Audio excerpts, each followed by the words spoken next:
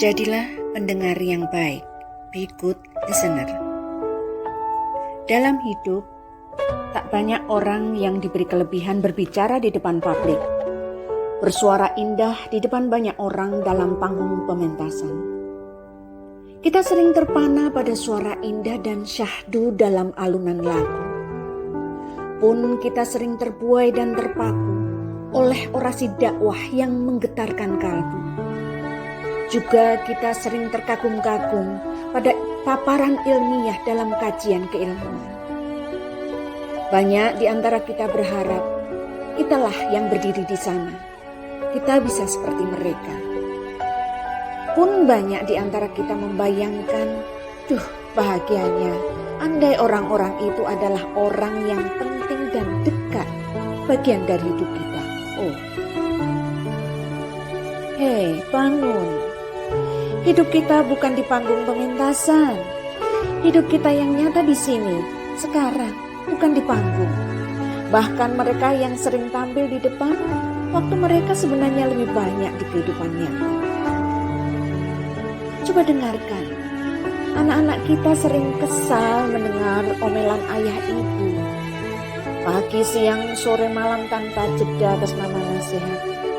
Kenapa? Sebenarnya anak-anak kita ingin dengar suaranya. Sebaliknya, orang tua sering gemes parah karena suara nasihatnya tak digubris hati mereka. Masuk telinga kanan, keluar telinga kiri. Orang tua sebenarnya hanya ingin didengar oleh anak-anaknya. Ketika pulang dari bekerja dan kumpul kembali di rumah, banyak pasangan suami istri merasa jenuh karena banyak kicauan dan makian atas nama masalah yang dihadapi. Rumah seperti kapal pecah, berantakan. Banyak orang tak menyadari betapa kita kesal, marah, kita hanya butuh didengarkan. Betapa ketika kita bosan, ketika kita sedih, ketika kita down, kita hanya butuh suara kita dimengerti.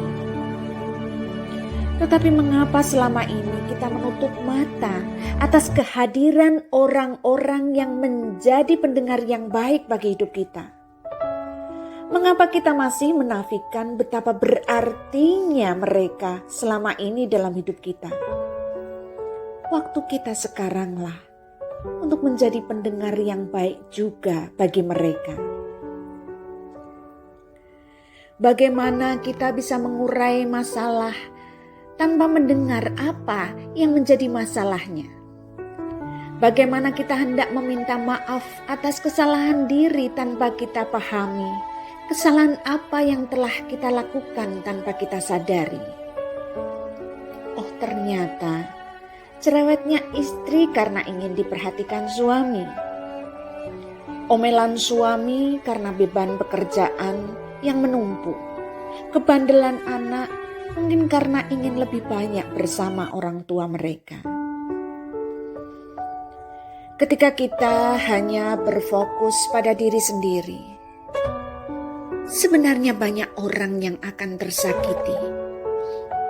Ketika kita bisa menjadi pendengar yang baik, ada banyak orang yang bisa kita bantu untuk mengurai keruatan diri. Tak mengapa kalau hanya itu yang hanya bisa kita lakukan. Tetap jadilah pendengar yang baik. Bagaimana kita bisa berbagi dan empati ketika telinga kita tak cukup peka mendengar keluhan dan kesulitan orang lain? Dengarlah, buka telinga kita lebar-lebar, perhatikan apa yang dibutuhkan orang-orang di sekeliling kita, yang butuh kehadiran kita. Jadilah diri sendiri. Kita tak perlu menjadi siapapun untuk menjadi yang terbaik. Kita tak harus memiliki kelebihan untuk pandai bicara atau pandai bersuara. Be yourself. Jadilah pendengar yang baik. Karena dengan menjadi pendengar yang baik, dengan hadir di sekeliling orang-orang di sekeliling kita, maka kita akan selalu bermanfaat bagi orang lain.